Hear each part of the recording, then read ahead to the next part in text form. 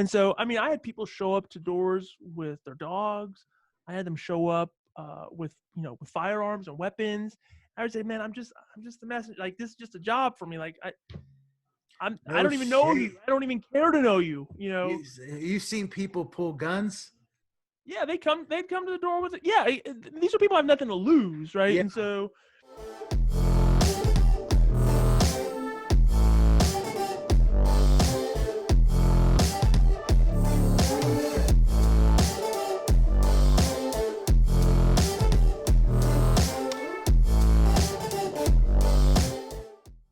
All right, all right. Nicholas, welcome to the show, man. what's going on, Ross? Thanks for having me. Hey, brother, it's a pleasure to have you here, man. I gotta say, I love the shirt, man. For the video Thank you. watchers on YouTube, make ads, not bombs. That's right, That's, baby. that's fire, man. Whoo! I can't take credit for it. This is a shirt by one of my very good friends in the marketing space. His name is Tim Shermack. We share a very common belief in that advertising is the sign of a free society. If you want to see a society that's not free, take your extreme example like North Korea, where they have no advertising. There's no choice. People have no decision on what they can and cannot do. They're told what they can do. They have no freedom. But you come to a place like America, where you have choice galore. The idea is that where there's more advertising, there's more choice. Therefore, there's more freedom. And so, Mm, it's just kind of a unique way of looking at marketing. I like it, man. Talking about North Korea, there's some speculation that their leader is in some serious trouble, man. So they say. I mean, he could possibly already be dead. I think he's got the Rona. So yeah. He might have the Rona. Yeah. So who knows? But I mean, it's hard to say. I think I saw something. If you look at him like on a picture, the guy almost looks like a perfect circle. It's just hard to picture people in that body shape. And I'm no Adonis myself, but it's hard to imagine people in that body shape surviving very long, no matter who they are. Yeah, there's a lot of speculation, and if he really was to pass, what would happen with their regime, right? They say his sister or something would step into power and start running the country. I Yeah, I guess guess who there's knows no what that would look shortage. like. There's no shortage of those. There's no shortage of them. I guess over there. Who knows? But whoever it is, I mean, again, let's make more ads and less bombs, and just let's as long as we can maintain some relative level of peace. That's my hope. Boom. I love it, man. I love it. Well, dude, pleasure to have you on the show, Nicholas. I know you've been doing some amazing things in the advertising space. I'm really excited to chat with you because I'm in the marketing space myself, and I love to learn about new strategies, new tactics to get more attention, more engagement. Because we all know, man, the social space today, especially if you're selling digital product, it is tough to get attention. It For is sure. tough and it is expensive if you don't know what you're doing, right? So for the listeners that aren't familiar with your work, would you mind to just give us a quick overview of what you've been involved with recently? Yeah, for sure. So, I mean, I what I do is I focus my time and attention and my personal bias towards Google Ads. So, whenever you think of the term internet marketer today or just marketer, the mind automatically for a lot of people goes to things like Facebook ads or things like that. For me, my preference and my strong point is actually video ads on Google, which is translated as YouTube ads. So I'm a big proponent of YouTube ads. So I make YouTube ads. I show others how to make YouTube ads. I work predominantly in the financial services niche. So we have a lot of people in the real estate world. We have a lot of people on the mortgage side. We have a lot of people on the insurance side, kind of your brick and mortar local small business, showing them how to use video, which is, I believe is the most emotional medium that you can, aside from us sitting down together over a pizza and shaking hands. I mean, there's nothing that's really better than what we're doing here. And so using an emotional medium like video, combining it with the power that Google knows about us. I mean, Google knows everything there is to know about you and me. I jokingly tell people all the time that Google, the Illuminati is afraid of how much data that, Google knows about them. And so, Google is essentially your daddy. And so being able to pair emotional communication like video with intelligent data that Google has on you to communicate a message, I think is one of the best ways, most untapped ways that the business owners aren't, and not enough business owners are leveraging. And so that's what we do. We focus on YouTube ads. We focus on showing other people how to use YouTube ads. Mm. Dude, that's really interesting, man, because personally I haven't ran YouTube ads yet. And Yeah, I've done my fair share of advertising. I've done Facebook ads, obviously Instagram as well, and I've done Google text ads. sure. But I haven't actually created a proper YouTube ad that has gotten me results. And I think the biggest thing for me is not knowing how to grasp attention. Yeah, Because for me as a consumer, right? I mean, we're all consumers. When I go on YouTube and I want to watch a piece of content and I get an ad, I can't wait to skip the thing. But right. there is a very, very certain circumstance that happens, every so often where I see an ad and it captivates my attention. I actually Mhm. watch the ad, and I'm Yeah, like, wow, this is amazing, right? that's fire. Yeah. Yeah, it's a good ad. So let's talk about that, right? With video ads, how Mhm. many times would you say people, or how often rather, do you say people create the wrong type of YouTube ad that just gets skipped right away? Like people are like, nope, skip, skip, skip. Yep. So I'll tell you what it is. Well, I'll tell you what it is for me and how I judge a good ad. And so Google gives me a way to track this. And for me, I know I have a really solid ad if I can get 1 out of 4 people to watch it. So I'm okay with the 3 skipping it. If I can have 25% of the people that I show the ad to watch the ad, and let's define what a watch is. A view. A view, which is only what you pay for on Google, is when someone watches 30 seconds or more of the video. So if you skip the ad, if you see that and you just skip it immediately, the advertiser doesn't pay a dime for that. You're only paying as an advertiser when someone watches 30 seconds or more, or they click to go over to whatever the website is or the landing page or whatever it is that you're doing. So for me, I judge an ad's effectiveness if I can get at least 1 out of 4 people doing that. And people will say, Nick, why don't I just advertise on other platforms? Uh, YouTube has that skip ad and button, and people are just gonna skip it. I tell them all the time, and I know people who are listening can't see this, but I'll hold up my phone and I'll say, does Facebook have a skip button? Of course it does. It's called my thumb, and I just scroll right past it. And so at Mm. least with YouTube, I'm able to get 6 seconds before they can skip it, to where I can hook them, or I can say something that's going to grab their attention. I can have a visual hook, a hook with my words, something that's going to, if I'm doing it right, grab them and really get them to want to pay attention. And that's huge. And if they skip it, great. But if they watch it, then I'm really getting in front of people who are, if they're not asleep at the wheel, they're really showing levels of intent, and they want to know more about what it is I'm doing. So if I'm working with somebody in the real estate niche and they're trying to promote a listing, they're trying to promote their brand or their service, and they're really trying to get in front of the right audience, and they're positioning themselves as the authority, as the expert, the person of status, the person that you want listing your house, or the person you want to sell your house, or the mortgage person, or the insert profession here. If you're doing it effectively, then you're going to be doing it at a rate that, where if people skip it, that's fine, but you have that moment of opportunity where you have the ability to really hook them into your message, and the right people that want to come through the funnel, the right people that want to come to the campaign will. And those that don't, that's fine. I'm okay discarding the people that don't want to do business with me. I only want to do business with those that want to do business with me, and YouTube ads is a great platform to effectively do that. Mm. Especially being that, I mean, YouTube is one of the hottest websites in the world, Yeah. right? If Well, not I mean, like top 5. billions of hours of content get consumed every single day, and people will say, "Well, Nick, yeah, half of those people are watching cat videos." It's probably true. So let's just say it's half wrong, and 500 million hours of content are watched every single day. YouTube is the #2 search engine in the world, owned only or outpaced by only the #1 search engine in the world. It's owned by Google, and so when you're able to have kind of Google squared, kind of feeding data to you as an advertiser, to where you can effectively get in front of them. I mean, there's nothing better for it. People use YouTube really for 2 main reasons. They use it for entertainment, because they want to go and they want to watch something that is entertaining, and then they want to use it for infotainment.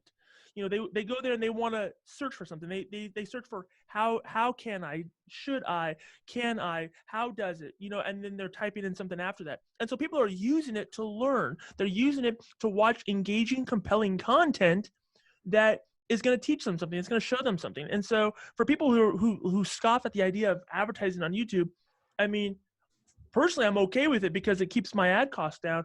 But you really, if you're a business owner who's serious about growing your brand and growing your business, really growing your bottom line, it's a platform you really can't just not think about. I 100% agree with you. And a few follow-ups to what you just said. So I've seen some ads on YouTube, for example, be like unavoidable, right? Right. In fact, we were just talking offline here about some of those ads that are just in your face all the time, like on every single video. Yeah. For somebody out there who hasn't ran YouTube ads yet, what does that look like to get like an ad that's on the content that you want it to be on very, very frequently, right? For example, I'm sure you've seen these WikiBuy ads right now. Like they're Sure. all over you can't avoid these ads. Right. And they're good ads, right? Like they get your attention. So like, what does it look like to create an ad like that that's just unavoidable in ad spend? Yeah, so really depends. I mean, it really depends on how big the audience is. So if you're trying to target a local audience, let's say you're in Sandusky, Ohio, and there's maybe 30,000 people in the town that really are people that fit your ideal customer demographic. Well, you can get in front of them a lot more easily and your frequency a lot higher with a smaller ad budget, right? Because there's only so many fish in the pond. Let's say you're trying to go from California to Maine and everywhere in between, and you have a much broader customer base. Well, in order for your customers to have to see that ad continuously, you're going to have to spend a lot more money. So if you're selling a product, if you're selling like a service or a course or an info product, you're going to have to spend likely more money than the brick and mortar who is maybe only trying to attract people within a 20-mile radius of his front door, his or her front door. And so your ad spend levels are going to depend greatly. But again, here goes back to the thing. If you see that ad all the time and you're always skipping it, well, if they've done it right, then there's no cap on the amount of impressions that YouTube is going to show or Google's going to use to show you that ad. It's only when you've watched 30 seconds or more or you click to it, maybe there's a cap. These are all settings within the ad creation. But again, impressions are free. Impressions don't cost a penny. And it's only when someone watches that video for 30 seconds or more. And I tell people all the time, if you've got a pitch, you've got 30 seconds of free airtime to pitch them before it costs you anything. And your average cost per view might be anywhere from 4 cents to 6 cents to 8 cents, maybe give or take a few pennies here or there, but you can do it relatively inexpensively at scale. When you compare it with other ad platforms right now, Facebook ads are expensive. They can be really expensive. Your cost per 1,000 impressions, your CPM, that can be a really high number, $30, $40, $50 CPM, meaning for every 1,000 times they show the ad, it's $50 or whatever the case is to you. You can see much lower numbers on YouTube because, again, it's a platform that not many people are advertising on. And again, you're only paying for the view. So what do you think, by the way, a company like WikiBuy is spending right now on YouTube ads? Give us a number. Yeah, I mean, they're probably spending anywhere on an annual basis, definitely 7 figures and above. I manage and I work with clients who spend probably $2 to $3 million a year just on YouTube ads. That's not counting what they do on Facebook. That's not counting what they do on Google search. That's just what they do on YouTube. So you have companies that will spend a lot of money. For me, I see different ads all the time. For me, I see Grammarly because, Google knows I suck at spelling and punctuation. And so I see those ads all the time, and they're probably spending upwards in the 7 and 8 figure range on Google ads. And so you have companies that are dumping a lot of money in there because they see the opportunity. And then you have other, small businesses or other entrepreneurs who are getting away with seeing great ROIs and great results, and they're only spending maybe $300 or $400 a month. And so it really depends on the product or service. It depends on who your customer is and how many fish are in that pond and how much you really want to hunt them. I don't tell people they shouldn't use platforms like Facebook or direct mail or whatever the case might be. I tell them they should use all of them and they should haunt their customers, their prospects, until they either buy or they die. I mean, you're not going to see results unless you are consistent with showing yourself to your audience. And this is just another great way of doing it. I mean, dude, I agree again with everything you're saying. It's like the modern day TV commercial, right? Sure. Like companies spend millions and millions of dollars to have ads run on television, right? Instead of, well, they're still running TV ads, but Yeah. more and more huge companies are spending money on video advertising. Yeah. And I know we're talking about YouTube specific ads, but I'm also seeing TikTok going really deep on ads, like Yeah. huge companies spending money on ad campaigns. And also Yep. I wanted to ask you, Twitch, right? I'm a big Mhm. Twitch watcher. And one thing So is my I brother. dislike about Twitch, okay, cool. One thing I dislike about Twitch is there is no ad skip button, right? You literally have to sit there and watch the ad, and if you back out and try to like go like trick it, it'll just keep playing the ad There's over and no over. game in the system, Yeah, right? you'll just get stuck in this ad loop. But of course, like the demo on Twitch is a lot different than YouTube. Like you're not searching for specific content, so the algorithm knows which ads to show you. What is your opinion on Twitch ads right now? My opinion on Twitch ads is the same opinion I have on all ads. If that's where your customers are at, that's where you need to be. Mm, For some companies, they would thrive on TikTok. They would thrive on Twitch. Some companies, maybe not so much, right? And so you only have so much time, and for the most part, you only have so much money to spend on ads. You should make sure that every punch you throw lands, or mm, more punches land than miss. And so you need to be where your customers are at. For some people, I tell them Instagram ads are probably the best ads that they could run. For some, I'd say they're probably the worst ads, right? And so it just really, the thing about platforms like YouTube is you have a wide variety of all, it's just a bigger platform. It just is. Same with Facebook. Facebook is another, you should be doing Facebook ads, but you should spend your time focusing on where your audience is located and then making the message to them, because that's all marketing. All marketing is right message, right time to the right person on the right place. And so if you can knock out more of those things, then you're fine. You're going to have success. And so I think Twitch could be a great platform for certain people, just like YouTube is a great platform for certain people. mm, More and more young people watch YouTube as for television or just video than they do consume cable news or things like that. And you brought up a good point. It's the same as like TV commercials. How much money does it cost to make a commercial for the Super Bowl? Just in general, millions of dollars. Yet I can run an ad during the Super Bowl, and I can effectively target football related content that people who are interested in the Super Bowl are watching, and I can show ads to those audiences. And so it's a great hack to do it to get in front of the same size audience, if not a bigger audience, people who are entering the buying economy, meaning they've got money to spend, disposable income, and they're looking to spend money, and you can do it at a fraction of the cost. The two of the things I focus on a lot, Ross, is in working with people is insurance and mortgage and real estate. The three most competitive search terms on Google. I mean, if I were to run a Google search ad, I'm looking at $30 to $50 a click to run that ad. But with YouTube, it's a hack. I can get clicks to my landing page or my website for less than $1 or for less than $2.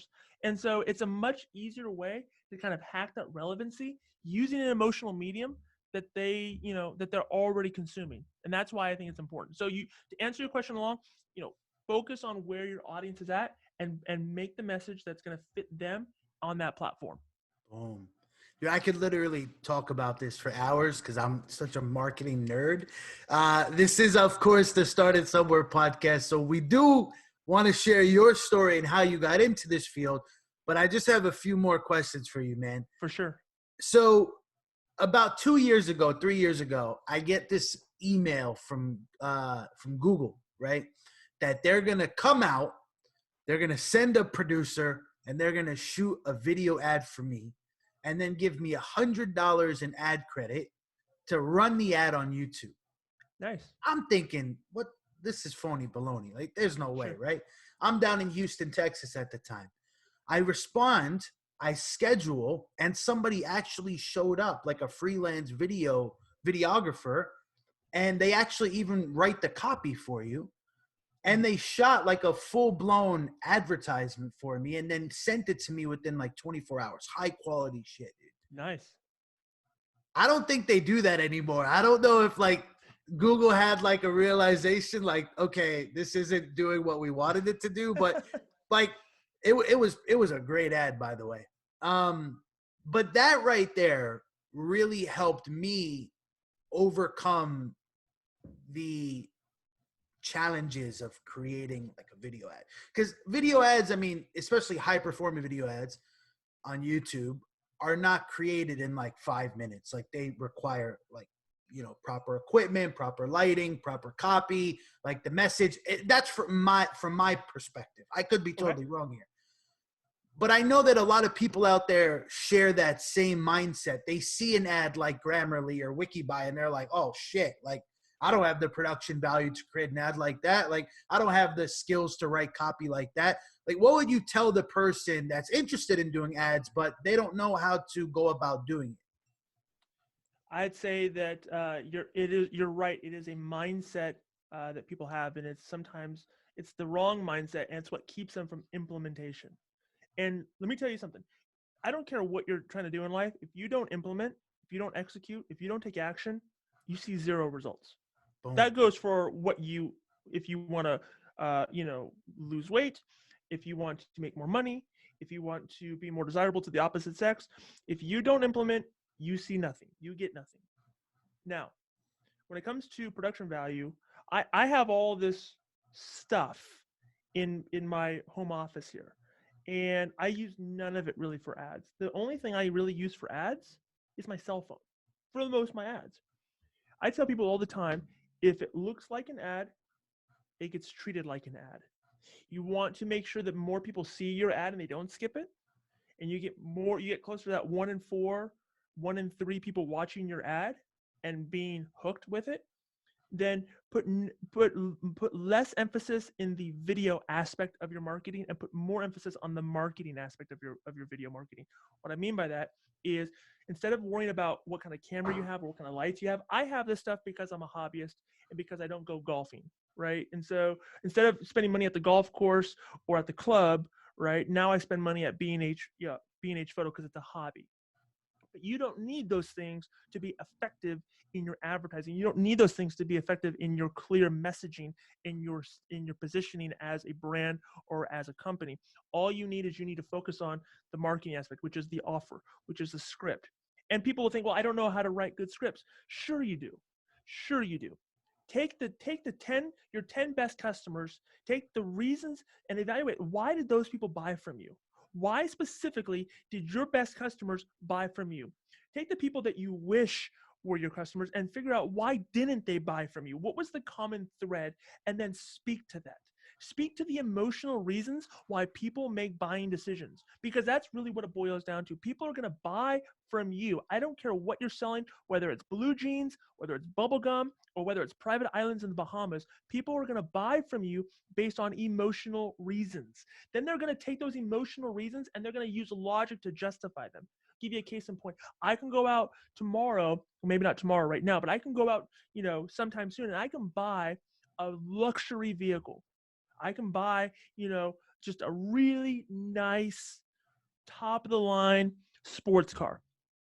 And I'm buying that likely because there's an emotional reason. I want a higher level of status. I want people to recognize me. I want people to see that I've obtained something. I want people to see that I'm valuable. There's all kinds of reasons, and none of those reasons are wrong. I'm just telling you, there are reasons emotionally that we buy things. And then I'm going to justify it.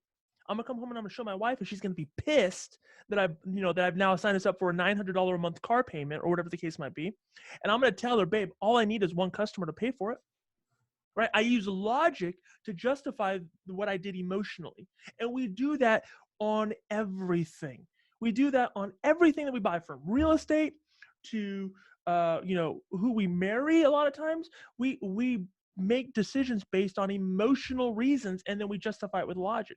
So what you need to do if you want a good ad is screw the camera stuff. I like it because, again, I'm a dork. But you don't need to do that to make effective YouTube ads. You just need to know who your audience is, and you need to speak clearly and plainly to them. I tell people all the time that people will move in the direction of whatever is made most clear to them. Nobody wants to walk in the direction of a cloud. You have a good friend, one of the lines he says, and I steal it from time to time, is nobody wants to be the first person to find out that berries are poisonous. So whatever you do, you've got to make it clear, you've got to make it simple, and if you do that in any form of your advertising, whether in your copy, in your script writing, people, your right audience, the people that resonate with it, will take more, will pay more attention to it. You've just got to figure out what those reasons are, and you can't talk like some brain dead laborer in your field. So if you're in the mortgage field, you can't talk to people like they're in the mortgage field. If you're in the insurance field, you can't talk to them like they're in the insurance field. You've got to talk to them like you're one of them, because that's what they're going to understand. And if you do that, you will have better ads, because if it looks like an ad, guess what people do? Buyer shields go up, they skip it. But if you are compelling, if you cut through the noise, and this is one of the things I tell people on YouTube ads, is they're so used to seeing ads from Southwest Airlines. They're already used to seeing ads from T-Mobile. They're already used to seeing ads from, these repurposed TV commercials. The best way is to cut through the noise, and to get their attention, you have to do something that they're not used to seeing. You've got to throttle them a little bit, take them off their path, and in that regard, you'll get more attention. Well, let's talk about the perfect ad, right? How long should the perfect YouTube ad be? There's no perfect length. What I would say is, if you're doing things correctly, your ad is probably on average going to be anywhere from 1:45 to 2.5 to 3 minutes, Okay. anywhere in between. One of So, the things that we talk about is we okay. talk about frameworks, and we talk about, each ad should have certain components in them. So you should have a part in there in the beginning where you are talking about the offer, right? Because that's what they're going to be forced to see. You want to hook them with a really good, solid offer that makes them want to pay more attention. You should qualify people, which means you should say, this is perfect for anybody that, or whatever the case might be. You need to qualify. And by qualifying, you're automatically telling the people who don't qualify to get out. You should have a level of proof. You should have testimonials in there, proof of concept, proof that what you're saying in this offer is true. You should educate people, and then you should have a pitch and a call to action. You should have all of these things in an ad, and if they take 5 seconds to get to, great, but they're probably not going to. And so on average, 1:45 to 3 minutes is normal. Okay, so 1:45 to 3 minutes for the actual ad. Mm-hmm. And if somebody's brand new, how Mm-hmm. long can they expect to time to put into creating their ad? Well, again, if you're From using start to finish? start to finish. So, I mean, we'll assume that the person who has never done this before is probably they're not a practitioner of writing scripts and thinking about their audience and thinking about their offer. And so from that, you should probably spend a little bit more time. And it's like anything else. If I were to try to go out and run a 40-yard dash, I'm probably not going to have so much success the first time I do it. Right. So writing good scripts and writing good copy comes with practice and being a practitioner. So you should probably, if you're just focused 100% on this, it's probably going to take you a few hours to come up with good offers, because you're going to probably want to, balance it off of people. You're going to probably want to get some feedback. And so, you should probably spend a few hours, rightfully so, on writing your script, and then filming it. That's going to be the easy part. And you can hire people to edit for you. And so start to finish, I mean, you should probably spend on your very first ad. I mean, if you're serious about this, you should probably have a couple days where you've invested in just really making sure this is good. Not second guessing yourself totally, but getting feedback, getting critiques, filming your ad, having it edited, and putting it on YouTube. So, it's probably gonna take a couple days. And as you get more and more used to it, that practice gets quicker. You can run the 40-yard dash a lot faster after you've done it a number of times. Boom. And so that's how I would tell people to think about it. I love it, man. Yeah. And of course, for the people that want to get on the fast track, there are agencies out there that actually do kind of like a done for you service, Mm-hmm. which, if I'm not mistaken, you actually help people create YouTube ads Correct. Tell us about that. Like, do you have like a program, or Yep. is it just like a done for you agency? Yeah, so Yeah. it is a training program and an ongoing consultation guidance program. It's called Made You Look Video Marketing. Our website's www.madeyoulookvideo.com, madeyoulookvideo.com. And what we do is we show business owners who predominantly have no experience with any of it. We show them, we take them from a foundation of not knowing anything, and we graduate them to a place of proficiency when it comes to offers, script writing, and YouTube ads. Mm, awesome. And we'll link that in the show notes for anybody that wants to, check you out and get started. Um, I want to talk about the birth of that, Yeah. kind of like how you got into all of this, right? Because you're bringing the golden nuggets, you're dropping so much value, and I know that this didn't just happen overnight for you, right? You're definitely an expert in your field, and I'm sure it took you some time to get there. So let's go like way back. First Sure. off, how did you become like a video nerd? Is this something you've always been passionate about, or like did you just stumble upon it one day? Like, let's walk back Yeah, and so go through your story. a lot of it was I stumbled into it. I got my start in 1997, 1998. This was before online video was a thing. This was before Facebook. This was before MySpace, Friendster. This was almost before Google. There's old Um, school times. and my first job was working in a public access TV station. I was cheap labor at 15, 16 years old, and I was manning a camera for a public access TV show. And if you ever seen public access TV, it's got off. I don't even know if it still exists anymore. But I got my start in video by doing that and by editing video. And back then, video editing was completely different than it is today. Without getting too technical, it was just a lot different. It's a lot easier now to make video. And uh, I fell in love with the content creation side of making content. I love being in front of a camera, but I also like artistically and creatively making content. And back then, business video was not online. It was you made videos for boardroom presentations. You made them for sales presentations. You made them for company promos that they would show at an event, or you made them for weddings or funerals. This is how video was consumed in not that long ago, and that's how I got my start. Fast forward a few years, I got one of my very first big boy jobs was I was an insurance agent, and since 2005 I was working in the insurance industry. And so for me, having started my first business, my first actual business, going from employee to employer in 2012, I started an insurance agency with $0 in the bank and zero customers on the books. I had to figure out a way to get more business, to make more money, to have revenue, and to tell my story. And so for me, I started relying on my ability to make video content. And so I went from freelancer to now having to put this into practice for my own business. And so long were the days where I didn't have the money to eat anything because I was dumping money into other things and into a business. And so my dinner regimen was popcorn and popsicles. And so I had to learn very quickly how to actually have a job, and leave the safety net of being just a W-2 employee and now being an employer and running a business.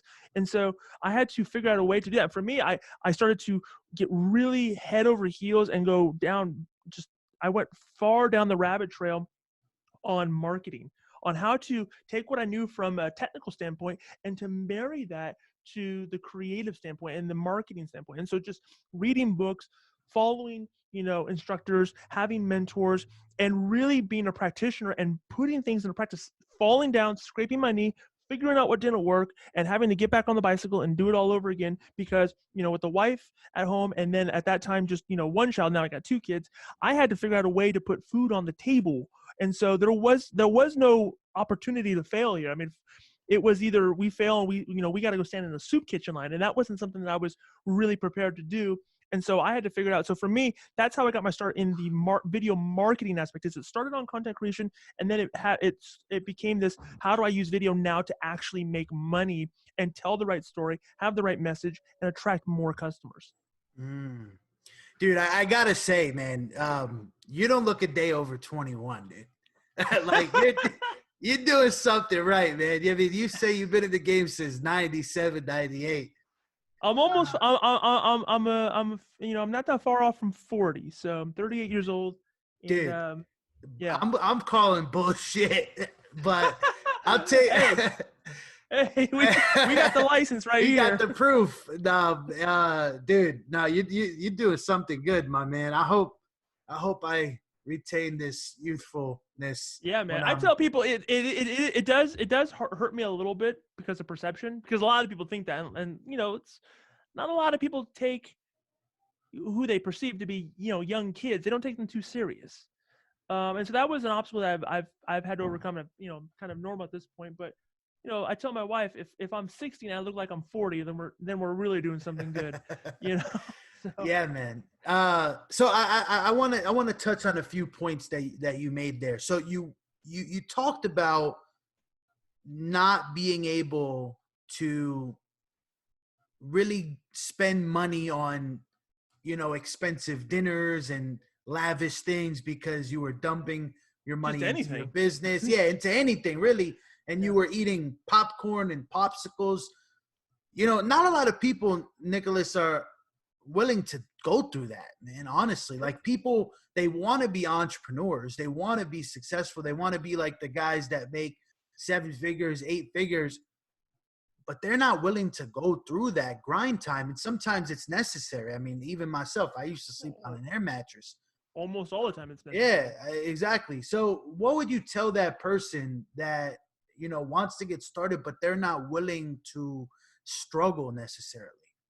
Yeah. I mean, for me, I think it's a mindset switch. So for me, Ross, you ever been punched in the mouth?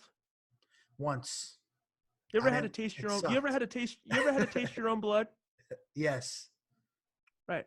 There's something weird that happens when you get popped in the mouth and you taste your own blood. You're gonna do one of two things. You're either gonna tuck tail and run and give up, surrender, you know, cry uncle, or you're gonna get really pissed, right? Mm, And you're gonna do something about it.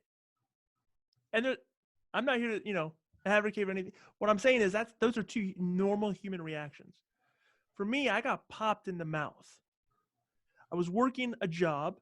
I was a good W-2 employee. So the year 2011, I was working for somebody else. And I was, at the time, I was the number one salesperson in the entire I'm originally from Northern California, from in the Northern California market for a large company. Started doing my own marketing, right? And the corporation didn't like it. They didn't like it because they couldn't control it. They couldn't, manage it. And they wanted me to remove it. They wanted me to stop doing what I was doing. Keep in mind, I'm the number one salesperson in the company in that entire North State. Lots of people, lots of employees in that area. They said no, you can't do this. I said, well, I'm not taking it down. They said, well, we're going to fire you. And I said, well, I'm in my mid 20s at that point. Good luck, right? That's the normal reaction of most 20-year-olds. The corporation didn't care. They gave me my pink slip. Got popped in the mouth. I mm, remember driving home to my wife in the middle of the day. And I remember thinking to myself, I will never work for somebody else ever again for as long as I live. Will never ever put myself in that situation where I don't care how safe I feel, I don't care how secure I feel, I don't care what it is. I'm done working for somebody else. mm. And already having the disposition of someone who's a little bit more, I don't want to say rebellious, but just being a contrarian by nature. I just said I'd rather eat turd than, work for somebody else. I don't care what it costs. And that's how my journey into entrepreneurship began. To this day, I mean, I own and I run 5 different companies. So I'm they're all pretty diverse from one another, from software to trade associations to brick and mortar to info product and education and consulting to a lot to an apparel company. So for me, once you get the bug that you're like, I've got to make my own way and I've got to make this happen. There's got to be a light switch that flips, and it's hard. I if I could get this without any struggle or any adversity, that'd be great. That's a good gig if you can get it. but it's not too common. And if you want to, if you know, the people that have the drive to really keep going and really push the boundaries do so because they're just not satisfied and they're so scared. To me, I'm scared to death of having to work for somebody else. I feel pretty confident at this point in my life I'll never have to work for somebody else, but there's still that fear. There's still that, like, I'm trying to put as much distance between me and the HR department as humanly possible. Like, I don't even want to engage with one. And Mm, so no matter what I do, where I go, what I accomplish in life, like, that is still something that is like, you're almost like, it's like PTSD, and you just don't want to go back there. And so you'll do whatever it takes to not. And most entrepreneurs, and you're right, most entrepreneurs don't have that, and that's fine. Like, the world needs plenty of employees. Like, for every one entrepreneur, there's employees, right? That entrepreneur leads or manages, and there's nothing wrong with it. Not everybody should be an entrepreneur. Some people should be employees. I mean, and sometimes you know, when you find that we've had it good for a number of years, and we're going to start to see now, I believe, the realization, the thinning of the herd. You're going to start to see, you know, the people who didn't do things the right way, or at least don't have it where it counts, and they'll go back to doing whatever they need to do. And fair play to them. You know, I look for people to hire, and so I think most business owners do. And there's no shame in that. But you've gotta to know what you're made of. You got to get hit in the mouth at least once. mm, dude, powerful stuff, man. I couldn't agree more. It's that the feeling of this can all be taken away from me, right? Like I can Yeah, lose all of this, and I can go back to what I was doing before right, that I grew to dislike doing, and I really like being an entrepreneur. I really like being my own boss. I really like having my freedom, but this can all be taken away, for right? sure. And it's that constant drive to keep going and keep creating and keep growing bigger, which is what it's all about, man. It's actually one of the things I love most about entrepreneurship is that it's up to you to create. It's up to you to perform, right? It's up to your businesses to do well. I'm a So yeah. it's a good feeling. At the same time, it's kind of scary at times. I'm a big I'm a big combat sports fan. So I love boxing and I love MMA.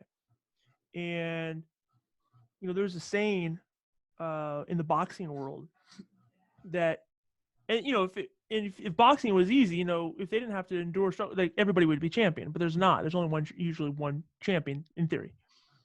And the saying is that champions aren't made in the ring. That's just where they get recognized. Champions are made every single day in the gym.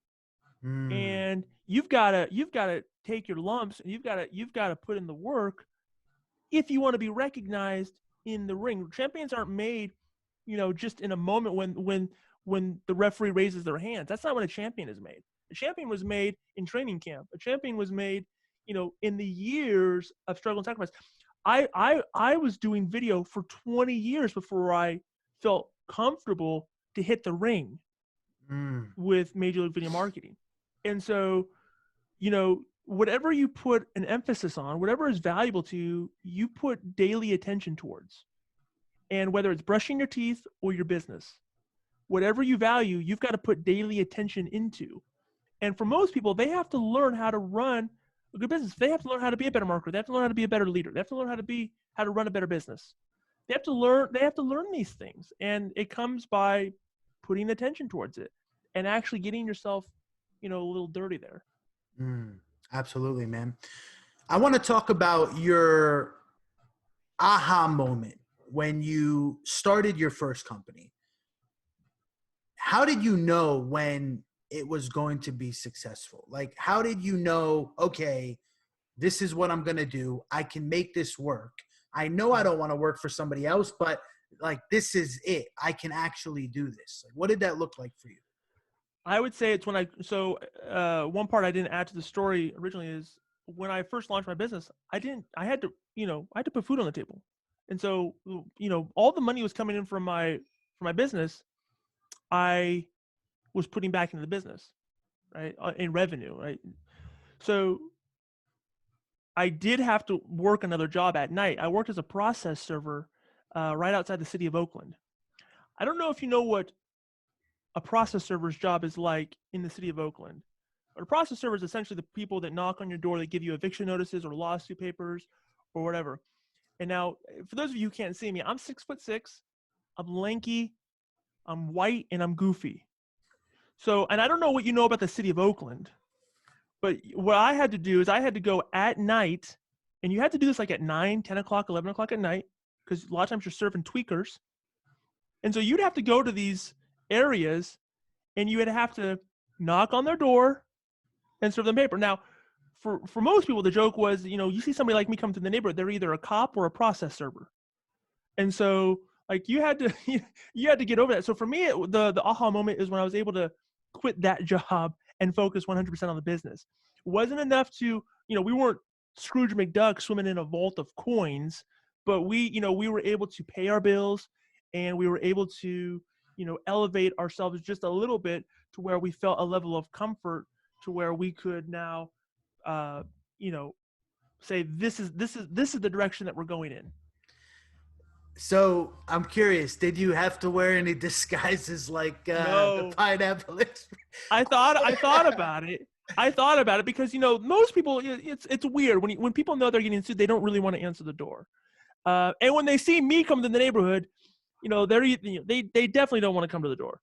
And so I thought about doing the pizza guy thing. I thought about being a UPS driver. I thought about all kinds of stuff. Um, but no, Wow, man. So a process server. That's yeah. that's incredible. What was the craziest thing, or one of the craziest things that happened while serving papers? Well, there's a few. I mean, so you're doing this at night, and you're doing it in towns and cities and neighborhoods that are not safe. They're just not. Yeah, Right? I They're know very low. some parts of Oakland get dicey, right? Yeah, Right. yeah. Right. I It's get it. I get it. just the Bay Area, right? So it's and I was dumb. Like I was really dumb. I would work all day long in my business, and then I would do this at night. And I had a wife, and I had not even like a 6-month-old. And so I had the stupid idea of like, babe, just come with me and just ride along. And that's how we'll spend time together. Because other than that, I was working 16, 17, 18-hour days. So there was like my only time to see my family. And so in hindsight, that's a really stupid idea to take your wife and baby out with you to go serve papers in like not very good neighborhoods. But what are you gonna do? And so I mean, I had people show up to doors with their dogs. I had them show up with firearms and weapons. I would say, man, I'm just a messenger. Like this is just a job for me. Like I No don't even know shit. you. I don't even care to know you. You've seen people pull guns? Yeah, they'd come to the door with it. Yeah, these are people who have nothing to lose, right? Yeah, And so, you're giving them an eviction notice. right. You know, they don't. That's Yeah, you're and not the so person they want to see. What what I'm what not the what I'm did not the they person. pay like that? How much were you getting paid to do this? $10 a paper. $10 a paper. $10. And how many papers would you deliver a night? Successfully, 5 or 6. So you're making like 50, $60 a night doing this. 50, $60 a night, doing it 6 or 7 days a week. Jeez. I did that for the first 9 months of my business. But you were willing to do whatever it took, man. You Oh, know? it was either. I mean, I was thinking, okay, I can do this, or I could try to sell a kidney. I mean, one of the two. So, I mean, I have to, I have Better to better figure to out serve something. papers than sell a kidney. Yeah, I mean, I've got to But figure you out know, and that what year was this, by the way? 2012, 2013.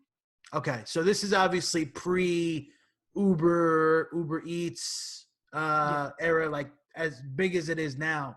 yeah. Nowadays it's a lot easier for people to go out there Oh and, yeah, you yeah. know, I and mean, I get Uber Eats. I mean, I live on Uber Eats, and anybody who works at home, so yeah, I get carne asada delivered to me almost 3 or 4 times a week with Uber yeah, Eats. yeah. If that was around in 20, A lot 2012, safer delivering tacos than delivering papers. I can keep my kidneys, I can keep my liver, and I can keep my safety for sure. Yeah. No, dude, I love it, man. But that's what makes the success so much better, is knowing what it took to get there, right? Knowing that It wasn't just handed to you. You remember Yeah, those for sure. times when life wasn't so amazing. And, Yeah. sometimes it gets grim. I mean, I'm sure you had those moments where even though you had that business, you started that business, maybe you didn't really see the light at the end of the tunnel. Like things were like, is this really going to work out the way I want it to work out?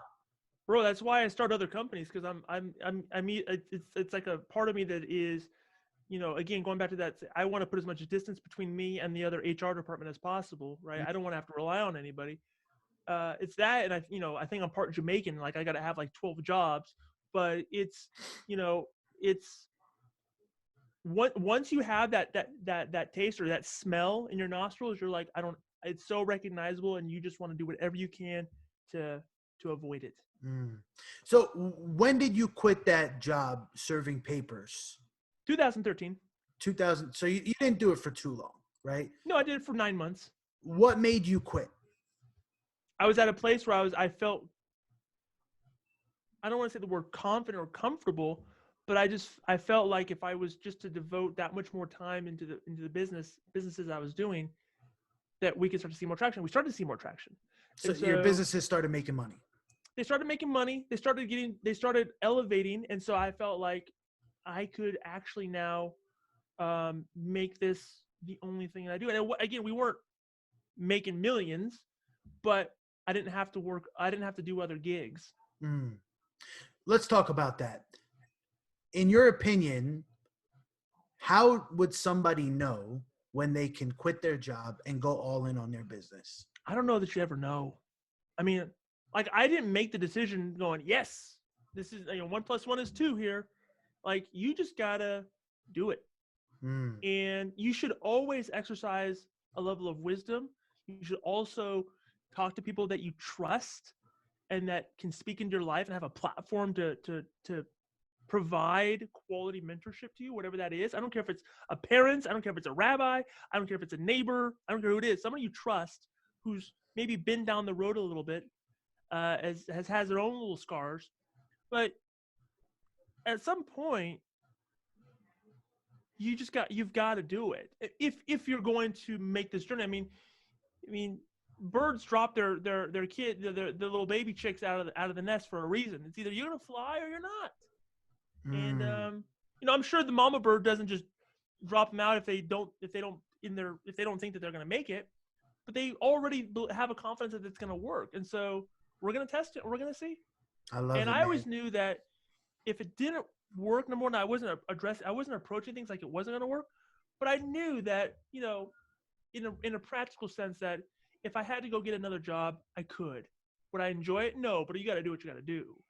But like I just found that if I just took the first step, that I could take a second step. If I take a second Mm. step, I could take a third step, and that's just how you have to approach it. And that's made all the difference for you. Yeah. Taking that step. And for the listeners out there, if you're right now on the cusp and you haven't gotten started yet, my friends, get started. Please get started, because it's always better to start sooner than later, right? Yep. It's always better. Like, get started. Um, just like you said, man, like you had to take that first step to get to that second step. You Mm-hmm. can't climb a flight of stairs unless you take that first step. And there's Right. too many people out there right now that want to do big things. They don't want to work for somebody else for their whole life. They don't want to fall into the 40-40-40 trap. They know that they're destined for more. They just don't know what to do. They don't know how to do it, right? Like for you, video is something you're passionate about. You got, Mm-hmm. like you said, you have the equipment, that's your hobby. Not everybody has that though, man. Not everybody knows what they want to do. Not everybody knows what they're passionate about. What would you tell somebody that wants to be an entrepreneur, but they have no idea what they want to do? Well, I would question why they want to be an entrepreneur. Number one, if you're telling me you want to be an entrepreneur but you have no direction in your life, I would say that's a good start. But we need to get some direction. And to me, direction comes by way of exposure. I mentioned earlier, I have other companies that I have. The reason I got into those companies is because I was exposed to them and I liked it.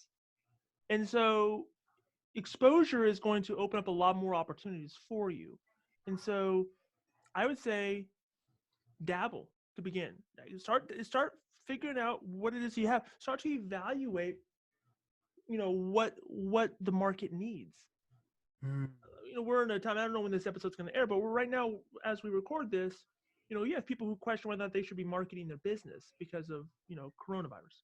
I tell people are always buying. You just got to sell what they're buying. And so that's what you need to do as well. You need to evaluate. Once you start to find an interest, you start to find something that you gravitate towards, whether it's strategic, technical, creative, whatever the case might be. Find what you're gravitating towards, and then start to evaluate what the need is, and let the market dictate if you have a solution or not. Because you can make something, but the market isn't ready for it, or the market doesn't want it. You've got to figure out what people are buying, and you've got to effectively sell that. mm, And so, you know, the idea that I'm going to passionately love everything that I do all the time is false. I don't passionately love everything that I do, but I do it because I can, and B, because there's a greater purpose out there for me. And that's and they're over in the other room right now, and I've got to take care of them. Right? There's responsibilities. There's people that count on me. I have employees. I have family. I think this notion, and maybe this is controversial or not, this notion that I have to love what I do all the time is garbage. Sometimes you got to do work, and work isn't always the most enjoyable, but it's required. We talk about that flight of stairs. So many people want to go from the ground to the top of the stairs, and they want to skip every step in between. And that's not how success works. There are certain steps that suck. There are certain steps that are great, and both are just what you need in the process. You know, if you want to be, if you want to be, if you want to be the product, you've got to enjoy the process. Always, doesn't matter what it is. Sometimes the process is grueling, and it's not enjoyable, and that's just what it takes. You have to figure out what is the greater thing that I'm trying to achieve here. For me, it's security for my family. It's family tree. That's me. That's not everybody. And I'm not saying it has to be everybody. That's me. And so for my family tree, I've got to look for opportunities that I like, that I gravitate towards naturally, but that also just need to get done. And I think if you have that mindset, then you'll. I definitely think you should do something you like. You shouldn't do something you hate. But this notion that you're always going to love it, I think is not. It's more utopian. It's not reality. I And agree, so, 100%. yeah, Passion doesn't always pay, man. Like that's just the no, reality. no. Passion doesn't always The pay. market pays. The Boom. market pays. I agree. And so I can have a passion for a lot of things, but there's no market for it. If there's no market for it, guess what? No one's buying it. If there's no one buying it, I'm not making any money. So I can love, underwater basket weaving, but if no one wants to buy what I make, then who cares? And so, you can find passion in a lot of things. It's like this idea that uh, you know, I can learn to love anybody, because if I can let a dog lick my face, I can let whatever, like I can learn to love anything. And so uh, just find what you're good at naturally. Find out where your mind naturally has an inclination towards. Whether it's problem solving, and these are broad things, right? Problem solving, or analyzing, or encouragement, like any of those things. Like you find those big broad brush strokes, and then begin to niche down within that. And I think you can have opportunity. Mm, dude, so much value right there. So many gold nuggets. Thank you so much for sharing that, man. I want to Yeah. switch gears up here and talk about the future, right? Snap the fingers. We're 10 years in the future. What are you doing? What does your empire look like?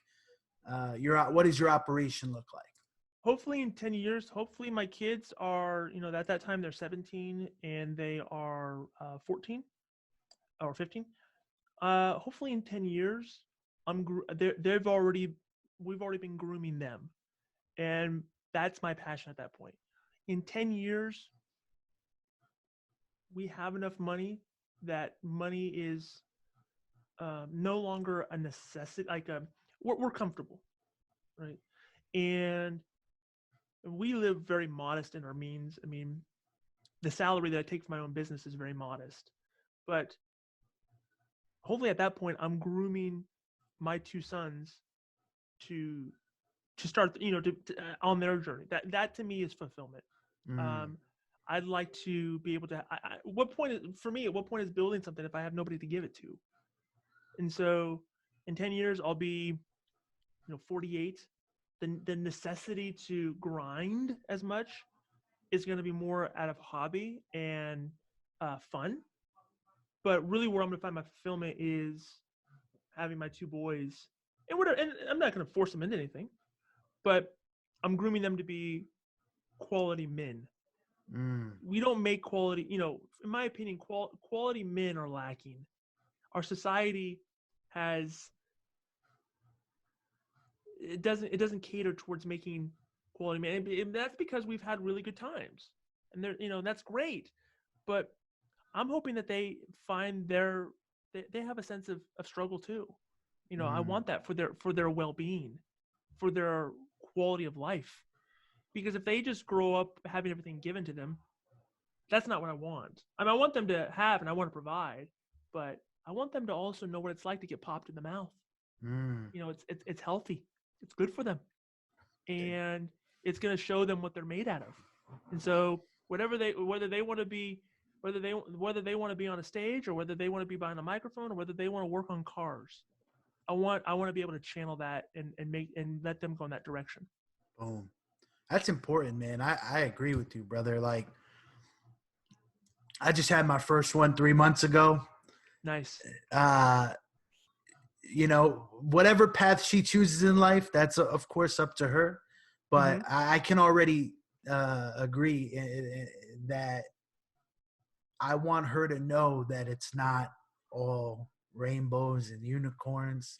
And you want to provide rainbows and Yeah, unicorns, like that's natural as a yeah, parent. Like you want of that. course, but it's not always easy, basically, Right. right? Like, she needs to know that there's another side, Yes. to things, and that's why in I'm gonna life go you drop have my to kids work off in hard. Oakland. Yeah, I'm gonna go drop my kids off in Oakland You and got, yeah. say, come find me. That's it, man. Dude, I used to deliver food for a living, like for a pizza joint. Like, I know I can relate to you, man. Like, looking back, it's those moments and that time of our life that really humbles us, right? Mm, To be so grateful for what we have today, yeah. because it wasn't always like that for you. It wasn't always like that for me, and Right. and a lot of people uh, will find that out themselves, right? And They but find it out one way or the other.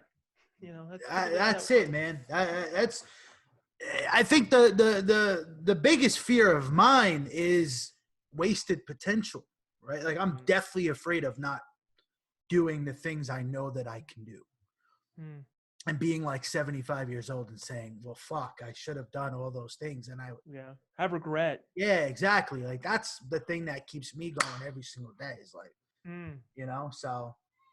But Nicholas, I ask every guest the same question on the show. I'd like to ask you as well, if that's okay. In your entire life, what has been the best advice you've ever received? ooh. Best advice I've ever received. Man, that's a hard one, because I'm fortunate to be surrounded by and have been surrounded by really good people. Um, and I've joined up with really good people who've given me good advice. Try to find one that sticks out is that's tough. Um, Mm, best advice. pull one out the hat, my man. Give it to us. Really, you got to love people. As an entrepreneur, you got to love people. People are your business. You're in the people business always. I don't care if you're folding towels at a hospital or you're doing Uber Eats. You're in the people business. So you got to love people. If you don't love people, it's gonna be a hard sledding for you going Mm, forward. You love got to love people. people. You don't have to love all the stuff that they do, but you got to have a desire. If we talk about passion and loving what you do, you don't have to necessarily love what you do, but you got to love why you're doing it. And you're doing it because you're in the people business. And then people Mm, who find themselves and they have that mindset, they can persevere and they can keep going and they can have better levels of success. My man. Love people. Great advice right there. And with that being said, Nicholas, I want to thank you so much for being a guest on the show, man. You brought so much fucking value, dude. Thanks, man. Unbelievable. I know the people are going to want to hit you up, man. They're going to Yeah. want to, hit your website up. They're going to want to connect with you, pick your brain, and give you some feedback on the show, of course. What's the best place for them to do that? Best place for them to do that if they want to visit my website. I know we talked about it earlier, majorlookvideo.com, but really one of the best places to get a hold of me is my YouTube channel. Go to my YouTube channel, subscribe, comment on any video, hit me up, send me a message, whatever you want to do. That's the best place to get my attention is on my YouTube channel. That's youtube.com. Just search Nicholas Ayers, my name, and you'll find me. Boom. And we'll link that in the show notes, of course. Dude, enjoy the rest of your Friday, brother, and your Absolutely, man. You weekend. too. Can't wait to stay connected, man, and see what's next for you, brother. Thanks again. Awesome, man. All right.